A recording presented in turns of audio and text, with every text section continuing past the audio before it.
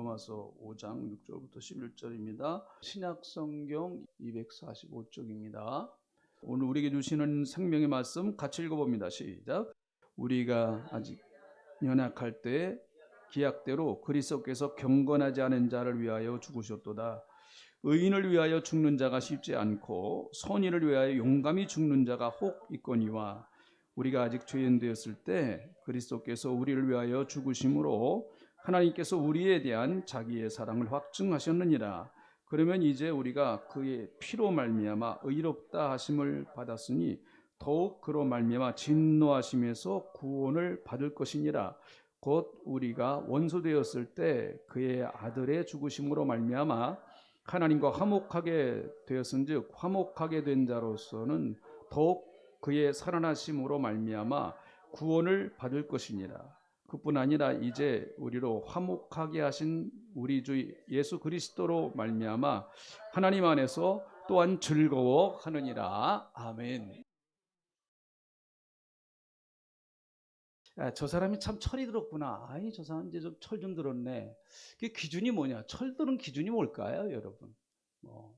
사람마다 또 시대마다 그 기준이 좀 다 다를 수 있겠죠. 그런데 어떤 시대, 어떤 그 환경이든 철들었어라고 하는 기준에 꼭 들어가는 것 가운데 하나가 그 부모님의 사랑을 깨닫고 부모님께 효도하는 사람. 저 사람이 이제 철들었구나. 그런 얘기들을 많이 합니다. 자식이 부모에게 절대 하지 말아야 될 말 가운데 하나. 엄마 아빠가 날 사랑했어요? 이런 말들은 아무리 철이 없어도 하면 안 될 말이죠. 그렇죠. 여러분의 자녀들이 여러분들 보고 엄마 아빠 정말 부모님 나 사랑하셨어요? 이렇게 나오면 부모님이 할 말이 없습니다. 그렇게 말하는 자식에게 무슨 할 말이 있겠습니까? 그런데요, 성경에 보니까 이스라엘 백성들이 하나님께 하나님에 대한 사랑의 의문을 품은 그런 모습들이 성경에 나옵니다. 여러분, 하나님께서 이스라엘 백성들을 얼마나 사랑하셨습니까? 구약 성경을 보면 어떻게 보면 하나님이 이스라엘 백성들을 사랑하신 그 사랑은 짝사랑이에요. 짝사랑. 짝사랑 해보셨습니까? 짝사랑. 이스라엘 백성들이 반응을 보이든 안 보이든 하나님은 꾸준히 이스라엘 백성들을 사랑하시더라고요. 보니까 하나님의 사랑에 대해서 이스라엘 백성들이 의문을 품습니다. 자, 말라기 1장 2절부터 3절에 있는 말씀을 보니까 이런 말씀이 나와요. 같이 한번 읽어볼까요? 말라기 1장 2절부터 3절에 있는 말씀 한번 같이 읽어봅니다. 시작. 여호와께서 이르시되 내가 너희를 사랑하여노라 하나 너희는 이르기를 주께서 어떻게 우리를 사랑하셨나이까 하는도다. 나 여호와가 말하노라 에서는 야곱의 형이 아니냐. 그러나 내가 야곱을 사랑하였고 에서는 미워하였으며 그의 산들을 황폐하게 하였고 그의 산업을 광야의 이리들에게 넘겼느니라. 내가 너희를 사랑했다 그러니까 이스라엘 백성들이 하나님 언제 우리 사랑했어요? 이렇게 나옵니다. 하나님도 참 답답하셨을 것 같아요. 그런데 하나님께서 한 가지 예를 드는데 어떻게 보면 이건 참 극단적인 예라고 봐요. 이스라엘 백성들이 하도 하나님의 사랑에 대하여 확신을 갖지 못하니까 하나님께서 구약에 나오는 한 가지 사건의 예를 드는데 그것이 바로 야곱과 에서와의 관계였습니다. 이스라엘 백성들은 야곱의 후손들이죠. 야곱의 후손입니다. 에서의 후손이 아니에요. 야곱의 후손입니다. 근데 하나님께서 장자인 에서를 사랑하지 아니하고 둘째 아들인 야곱을 사랑하셨다는 거예요. 그리고 여기 보니까 내가 야곱을 사랑하였고 에서는 미워하였다 그렇게 말합니다. 여러분, 이것은 하나님이 이런 표현을 쓰시는 하나님의 마음을 우리가 좀 이해를 해야 됩니다. 그럼 하나님께서 에서를 그냥 아무 이유 없이 무작정 미워하셨느냐? 하나님 사람 차별하시는 거죠. 이것은 하나님께서 이스라엘 백성들을 이해시키기 위한 표현이라고 봐요. 너무 이스라엘 백성들이 하나님의 사랑에 대하여 받아들이지를 않고 하나님의 사랑에 대해서 자꾸 의문을 품으니까, 야, 너희들 야곱의 후손들이 아니냐. 이스라엘, 야곱이 이스라엘이잖아요. 이스라엘. 야곱의 이름이 이스라엘 아닙니까? 너희들 이스라엘 민족 아니냐. 그런데 너희가 원칙적으로는 사랑받을 사람이 아니고 에서가 사실은 나의 축복을 받고 사랑받을 사람이다. 근데 내가 에서 미워했다. 그리고 너희를 사랑했어. 이거예요. 이거는 정말 하나님이 에서의 족속들을 무조건 이유 없이 그냥 미워하신다, 그거를 말씀하려고 하는 게 아니고, 하나님이 이스라엘 백성들을 사랑하신다고 하는 그 사랑을 이렇게까지라도 표현을 해서 이스라엘 백성들을 이해시키고 싶으신 하나님의 마음이었다고 봅니다. 자, 그런데 이스라엘 백성들은 그렇다고 하더라도, 자, 이제 구원받은 우리들, 예수 믿고 구원받은 성도들은 혹시 우리가 이스라엘 민족처럼 이렇게 생각하는 건 아닌가? 하나님 정말 나 사랑하세요? 하나님 나 사랑하고 계세요? 평범할 때야 모르겠죠. 잘 될 때야 모르겠죠. 그저 아무 일 없이 평탄하게 내 인생이 진행될 때는 하나님이 사랑하시나 보다라고 생각할 수도 있겠죠. 그런데 문제는 어려울 때, 힘들 때, 내가 병들었을 때, 고난이 나를 찾아왔을 때, 정말 내가 너무너무 힘들고 어려울 때 정말 하나님이 날 사랑하시는 건가? 혹시 하나님이 나를 이렇게 벌 주시는 건 아닌가? 하나님이 나를 저주하시는 건 아닌가? 하나님이 나를 떠나신 것은 아닌가? 하나님이 나를 사랑하신다고 하면 어떻게 이런 일들이 내게 벌어지는가? 이렇게 생각할 수가 있겠죠. 근데 문제는 하나님의 사랑에 대해서 의문이 생기기 시작하면 그 틈을 누가 타고 들어오는가 하면 마귀가 타고 들어옵니다. 반드시 마귀가 타고 들어와요. 여러분, 부부간에도 마찬가지죠. 부부간에 서로 사랑하면 믿음이 생깁니다. 믿음이라고 하는 것은 사랑을 바탕으로 해서 생기는 거거든요. 내가 남편이 나를 사랑한다고 그러면 남편을 믿습니다. 그렇죠? 네.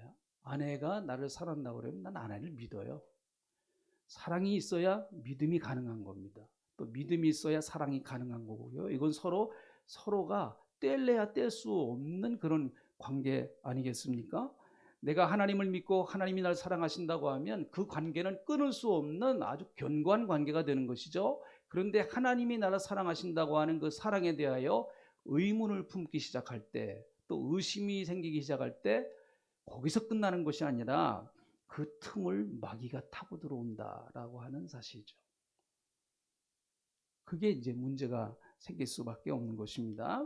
자, 하나님께서 정말 나를 사랑하십니까? 라고 하는 우리의 질문에 대하여 하나님의 대답은 구약 성경에 나오는 아까 우리가 말라기서에 나왔던 그 말씀과 같이 똑같은 대답이에요, 사실. 자, 우리 하나님의 말씀을 한번 5장 8절에 있는 말씀을 보실까요? 자, 5장 8절. 하나님이 우리를 사랑하셨나요? 라고 하는 우리의 질문에 대한 하나님의 답입니다. 이것이 하나님의 답이에요. 5장 8절. 자, 이 말씀 우리 암송도 하고 그랬었죠. 정말 신앙생활하는 사람들이 이런 말씀 정도는 반드시 암송을 하면 너무 좋겠어요. 반드시 알아야 될 성경에 나오는 많은 말씀이 있지만 이 말씀은 정말 우리가 기억해야 될 말씀 가운데 하나입니다. 자, 같이 큰 소리로 한번 읽어보겠습니다. 5장 8절입니다. 시작. 우리가 아직 죄인 되었을 때 그리스도께서 우리를 위하여 죽으심으로 하나님께서 우리에 대한 자기의 사랑을 확증하셨느니라. 네, 하나님이 우리를 사랑하셨다고 하는 사랑을 확증하셨다라고 말합니다. 다시 말하면, 야, 나 너 반드시 사랑하고 있다. 내가 너 반드시 사랑했어. 내가 너 반드시 사랑한 거야. 확증을 하셨다라고 말씀을 하고 계세요. 그러니까 여러분, 그것이 여러분에게 믿음으로 받아들이든 안 받아들이든 이건 사실이에요. 사실과 경험은 좀 차이가 날 수 있습니다. 하나님이 날 사랑하셨다고 하는 것이 어떤 사람에게는 구구절절히 그냥 뭐 뼈에 사무칠 정도로 그냥 사무쳐서 감동하는 사람이 있습니다. 그러나 하나님이 날 사랑하셨다라고 하는 그 말이 그냥 그래 늘 듣는 식으로 그 부모님이 날 사랑하신다고 하는 그 말처럼 그냥 그렇게 아무 감동 없이 들릴 수도 있어요. 그렇든 이렇든 그건 내 반응입니다. 내가 그렇게 어떻게 반응을 보이든 그건 내 반응이에요. 사실은 사실이에요. 하나님이 나를 사랑하셨다고 하는 확증, 이것은 내가 받아들이든 안 받아들이든 내가 그것을 확신을 가지고 믿든 안 믿든 성경이 말씀하고 있는 사실이에요. 바라기는 오늘 그런 믿음이 좀 여러분에게 강하게 생기시기를 주님의 이름으로 축복합니다. 주님이 확증하셨다는 거예요. 하나님이 확증하셨다는 겁니다. 내가 널 사랑하고 있어. 내가 너를 분명히 사랑하고 있단다. 내가 확증했다. 너 좀 그걸 믿어다오. 라고 하는 주님의 마음 아니겠습니까? 이것은 하나님 스스로가 하나님 스스로에게 맹세하시는 거나 마찬가지죠. 결심하시고 변할 수 없는 하나님의 결심이시다라고 하는 것이죠.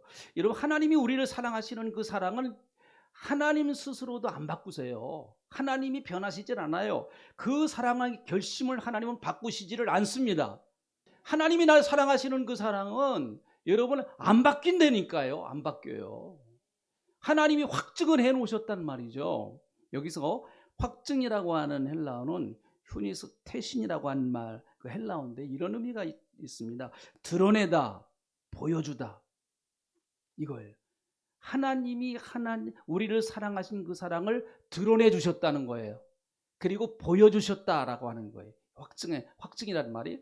그리고 여러분, 이것은 참 대단히 아주 재미있는 표현인데, 이 하나님이 우리를 사랑하셨다라고 하는, 확증했다라고 하는 요 말의 단어를 현재 진행형 동사로 사용했어요. 현재 진행형 동사. 과거형이 아니고 미래형이 아니고 현재 진행형 동사로 사용했다는 거예요. 이것은 무슨 말인가 하면, 여러분, 하나님께서 지금 이 시간 여기서 여전히 우리를 변함없이 똑같이 사랑하고 계신다라고 하는 거예요. 다시 말하면 하나님은 과거에 우리를 사랑하신 것이 아니고, 과거에도 사랑하셨지만 하나님은 과거에 사랑하신 그 사랑이 그대로 변하시지 않고 지금도 하나님은 똑같이 여전히 지금도 사랑하고 계시는 그 사랑의 행위를 계속 진행하고 계신다라는 얘기예요. 미래에 사랑하실 것이 아니다. 미래의 약속이 아니고, 여러분, 하나님의 사랑은 현재나 과거나 미래나 변함없이 똑같이 현재로 사랑하고 계신다라는 거죠. 여러분, 하나님 앞에서의 시간 개념은 과거와 현재와 미래가 없습니다. 하나님께 무슨 과거가 있고 무슨 현재가 있고 무슨 미래가 있습니까? 하나님의 시간법은 어떻게 돼요? 하루가 1000년 같고 1000년이 하루 같으신 분이에요. 1000년을 하루로 땡기실 수 있는 분이고 하루를 1000년으로 길게 하실 수 있는 그분이 하나님의 시간법이거든요. 그런데 무슨 하나님에게 있어서 과거와 현재와 미래가 있습니까? 하나님은 현재만 계신 거예요. 하나님은 늘 언제나 현재예요. 과거에 사랑하셨던 하나님, 현재도 날 사랑하십니다.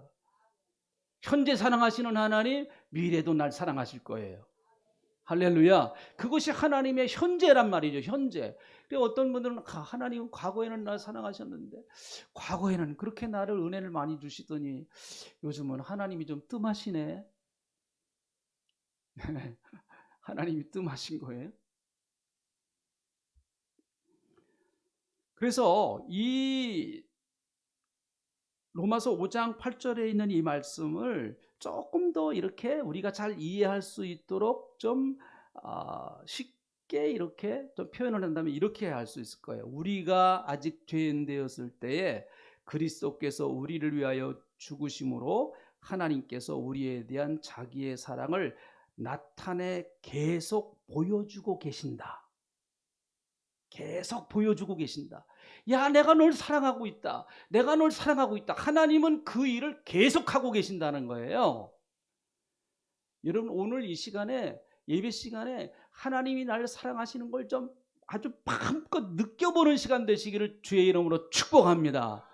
할렐루야. 사람은 사랑받아야 변화돼요. 누군가가 나를 끊임없이 사랑해주면 그 사람은 언젠가는 변화되더라고요. 변화돼요. 자, 하나님의 사랑은 언제부터 나를 사랑하셨을까요? 하나님의 사랑은 언제부터 시작됐을까요? 잘못된 좀 오해하는 이해는 이런 거예요. 하나님의 사랑의 시점에 대해서 하나님이 예수 믿을 때부터 하나님이 날 사랑하셨다. 이거 맞는 얘기예요? 내가 교회 나올 때부터 예수 믿을 때부터 하나님이 날 사랑하셨다. 맞는 얘기예요. 그러나 그것은 반만 맞는 얘기예요. 다 맞는 얘기 아니에요. 하나님이 나를 사랑하시기 시작하셨는데 교회 나올 때 요놈 이제 교회 나왔네. 이제 예수 믿기 시작했네. 그래, 내가 이제부터 너를 사랑하기 시작하겠다. 그거 맞는 얘기입니다. 틀린 얘기 아니에요. 그러나 근원적으로 보면 꼭 맞는 얘기는 아니에요. 하나님을 위하여 큰 일을 시작할 때부터 하나님은 나를 사랑하기 시작했다. 이것도 온전한 대답이 아닙니다. 저 같은 경우를 만약 본다고 그러면 나는 이제 목사 돼서 목사 안수 받을 때부터 하나님이 나를 정말 사랑하기 시작했다. 그건 내 착각이에요. 그건 내 착각입니다. 우리가 어떤 큰 일을 하니까 하나님이 나를 사랑하신다? 물론 큰 일을 하기 때문에 하나님께서 나를 사랑하십니다. 그거 맞는 얘기지만 그것이 다 맞는 얘기만은 아닙니다. 내가 선하게 살 때부터 하나님의 사랑이 시작됐다. 이것은 마치 부모에게 자식 노릇을 제대로 해야 그때부터 부모가 날 사랑한다 라는 얘기와 너무 비슷한 얘기예요. 내가 하나님의 말씀대로 순종하면서 사랑하니까 하나님이 날 사랑하신다. 맞는 얘기예요. 그럼 내가 하나님의 말씀대로 살지 않을 때 하나님은 날 사랑하시지 않는가? 그건 어떻게 생각하십니까? 여러분. 여러분이 자녀들을 키울 때 자녀가 와서 용돈 한 달에 한 100만 원씩 턱턱 내놓고 기분 좋죠? 꿈 같은 얘기지만 그러면 너무 사랑스럽죠. 근데 이놈은 자식이 와서 그냥 용돈은 주기는커녕 돈을 뜯어가네요. 아버님 사업을 요번에 좀 크게 벌려야 되는데 집담보 좀 잡혀주십시오. 막 이렇게 나옵니다. 그런다고 해서 그 자식 사랑 안 하나요? 부모가요? 여러분은 어떠세요? 그런 자식 사랑 안 하십니까?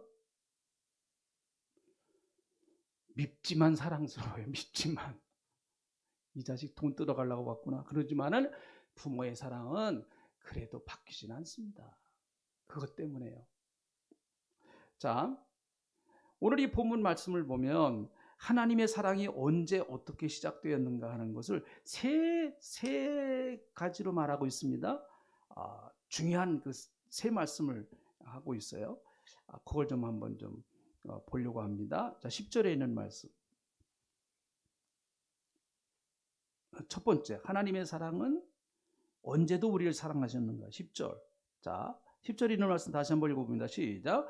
곧 우리가 원수 되었을 때 그의 아들의 죽으심으로 말미암아 하나님과 화목하게 되었은즉 화목하게 되신 자로서는 더욱 그의 살으심으로 말미암아 구원을 받을 것이니라.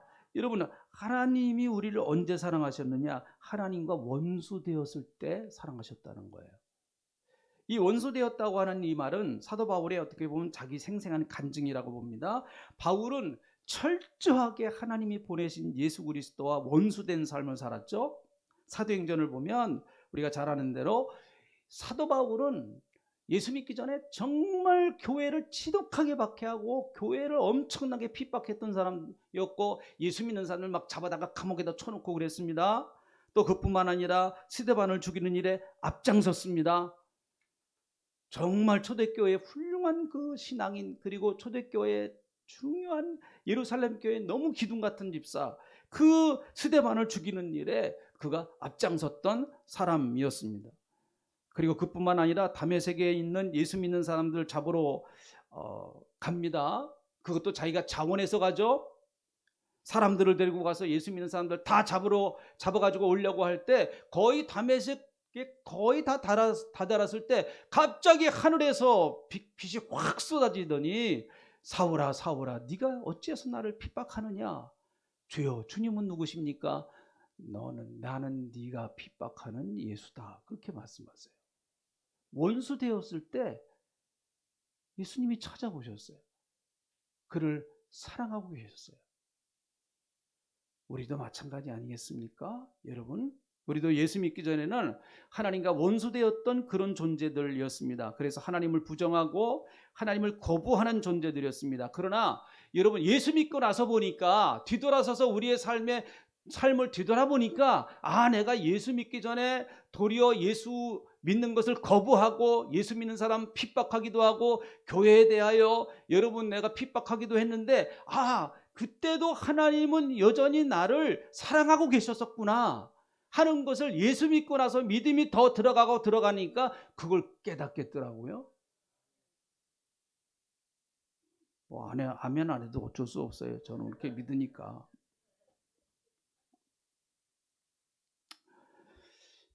또 그뿐만 아니라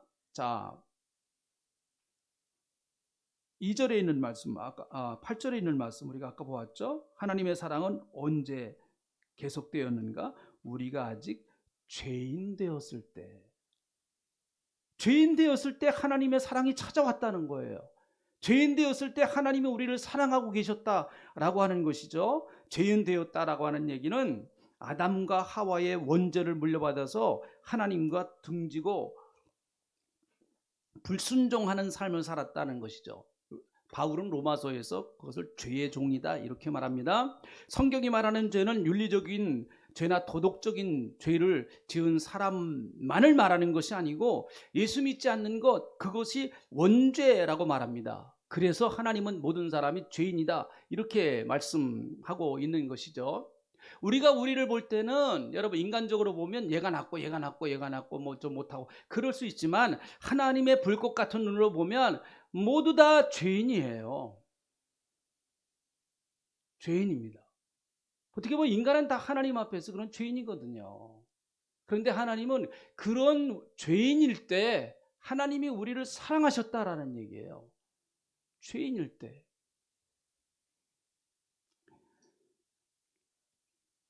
자, 6절에 있는 말씀 보시죠. 6절에 있는 말씀. 하나님 또 언제 우리를 사랑하셨나요? 6절에 있는 말씀. 이 말씀 다 같이 읽어봅니다. 시작.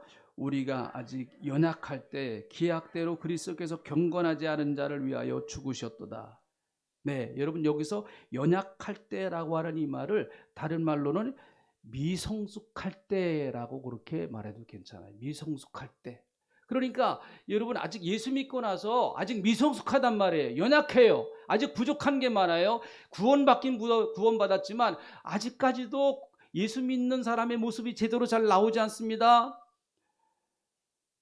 그럼에도 불구하고 하나님은 우리를 사랑하고 계신다라고 하는 사실이에요.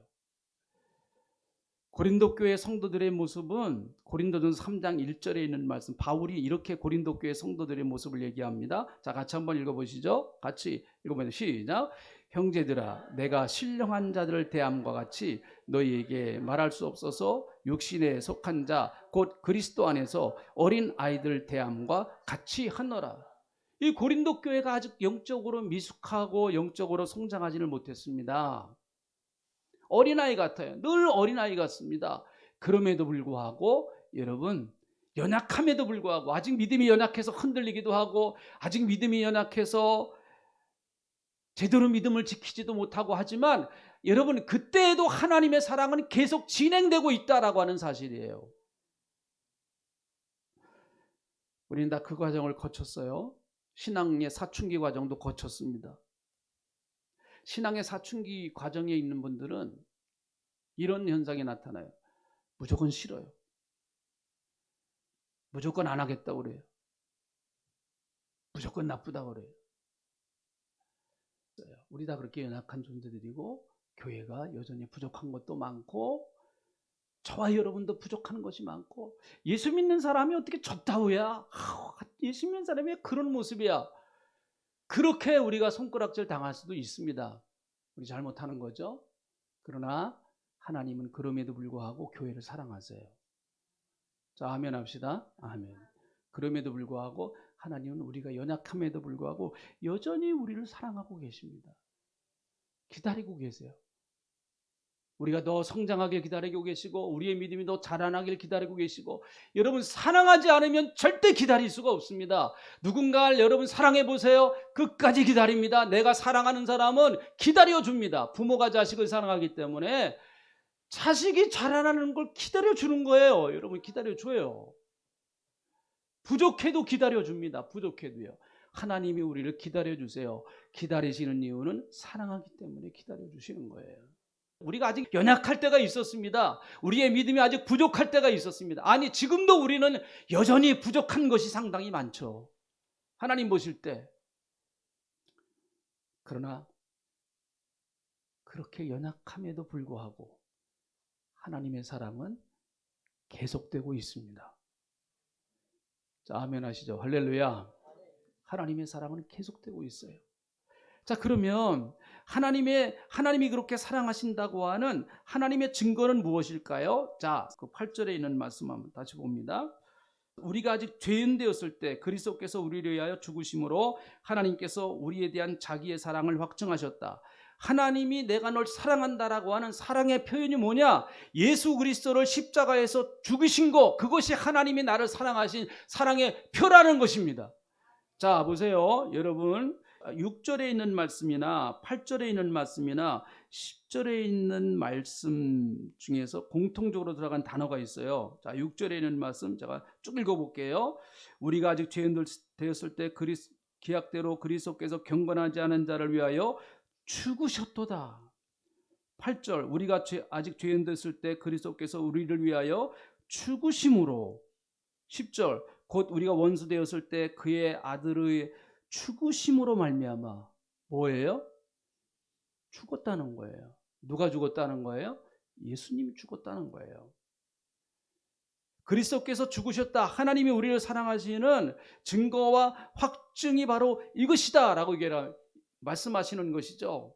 그 사실을 알려주시는 거예요. 야, 내가 너를 얼마나 사랑한 줄 아느냐? 예수님의 십자가 봐라. 십자가를 바라보아라. 그러면 내가 너를 얼마나 사랑하는지 너 그거 알 수 있을 거야. 그런데 이렇게 설교를 하면 이렇게 말하고 싶으신 분들이 있는 것 같아요. 목사님, 그런데 내 삶이 너무 지금 힘이 듭니다. 자녀 문제 어렵죠. 사업 잘 안 되죠. 건강 어렵죠. 가정이 편안하지 않죠. 하나님 그 문제 좀 해결해 주시고 사랑한다고 그러세요. 그 문제 좀 해결해 주시고 사랑한다고 그러세요. 나는 지금 그게 너무나 다급하고 시급해요. 자, 그 문제 해결됐습니다. 사업적으로 어려운 문제 기도해서 해결됐어요. 자녀들도 잘 돼요.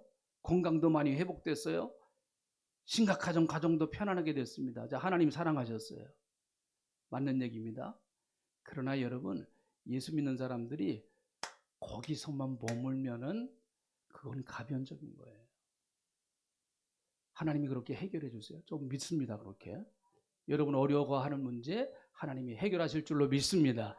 그런데 거기서만 하나님의 사랑을 찾는다고 하면 여러분 다시 병들면 어떻게 하겠고, 다시 사업이 어려워지면 어떻게 할 것이고, 가정이 다시 어려워지면 어떻게 할 것이고, 자녀들이 다시 속썩이면 어떻게 할 거예요? 그러면 그때는 하나님 나 사랑하시는 거 아닙니까? 여러분 거기서 그걸 경험으로 해서 예수님의 십자가 앞으로 나가서 정말 예수님의 십자가의 사랑을 아주 뼈가 저리도록 절절하게 느껴보는 애절한 경험이 있어야 돼요. 여러분 이거 없으면은요 병나도 하나님 떠날 수 있습니다. 사업 잘 돼도 하나님 버릴 수 있어요. 나는 죽을 병에 걸렸다가 치료받고도 예수 안 믿는 사람 봤어요? 봤습니다. 그러나 예수님의 십자가의 그 뜨거운 사랑을 경험하면 주님 못 떠나요. 절대로. 저는 여러분들이 병도 고침받고 사업도 잘 되고 자녀도 편안하고 다 저도 위해서 기도합니다. 새벽마다 그 문제를 놓고 같이 기도합니다, 여러분. 그러나 거기에 머무르기를 원치는 않습니다. 복음 앞에 서서 예수님이 나를 얼마나 사랑하시는가, 하나님이 나를 사랑하시려고 예수 그리스도를 십자가를 보내셔서 그 사랑 앞에 내가 서보고 그 사랑의 경험이 나에게 충만해질 때 그때 정말 하나님을 사랑합니다라고 나도 경험할 수 있죠. 성탄은 하나님이 나를 사랑하시는 날이고 기뻐하고 감사하는 날입니다. 그러나 우리는 기쁘다 구주 오셨네 하지만은 하나님은 슬프고 가슴 아프신 날이에요. 아들을 죽이려고 사망의 골짜기로 보내는 날이기 때문에 그렇습니다. 여러분에게 다시 한번 좀 말씀을 드립니다. 여러분이 낙심되십니까? 또 혹시 열등의식에, 비교의식에 빠져서 나는 왜 이 모양인가? 우리 가정은 왜 이런가? 우리 자녀들은 왜 이런가? 나는 왜 다른 사람보다 이렇게 부족한 것이 많은가? 혹시 그렇게 생각이 드시는 분들이 계시다고 하면 다시 예수님 십자가 보세요. 예수님이 그렇게 말씀하십니다. 얘야, 내가 너 얼마나 사랑하는 줄 아냐? 너는 그렇게 가치 없는 존재가 아니야, 절대로. 내가 너를 구원하기 위해서 내가 목숨을 내놓고 너를 사랑했어. 너를 구원해낸 그런 존재야. 왜 네가 값없는 존재냐? 네가 누구하고 비교해서 왜 그렇게 열등의식에 빠지는 그런 존재가 아니란 말이에요. 너 어렵고 힘드냐? 다시 갈보리 언덕에서는 십자가를 봐라. 그리고 그 십자가 붙들어. 그러면 다시 일어설 수 있는 용기가 거기서 생겨. 주님이 오늘 이 시간에 여러분들에게 간절하게 하시고 싶으신 말씀입니다. 하나님의 사랑은 변함이 없는데 자꾸 우리가 흔들 때가 많습니다. 하나님, 예수 그리스도를 십자가에서 피 흘려 죽이시면서까지 내가 너를 사랑한다 라고 확증해 주신 주님, 우리가 힘들고 어려울 때마다, 신앙이 지치고 피곤할 때마다, 낙심이 될 때마다 다시 갈보리 언덕에 서신 예수 그리스도의 그 십자가를 바라보는 저희들에게 하나님 은혜를 베풀어 주실 줄로 믿습니다. 그 십자가에 걸어가신 은혜가 우리를 다시 일으켜 세울 것이고, 십자가에서 우리를 위해서 피 흘려 우리를 구원하신 그 주님의 거룩하신 손길이 우리를 어떠한 자리에서도 다시 붙들어 주셔서 주님, 다시 주님의 자리로 세워주실 줄로 저희들은 확신합니다. 역사하여 주시옵소서. 감사합니다. 예수님의 이름으로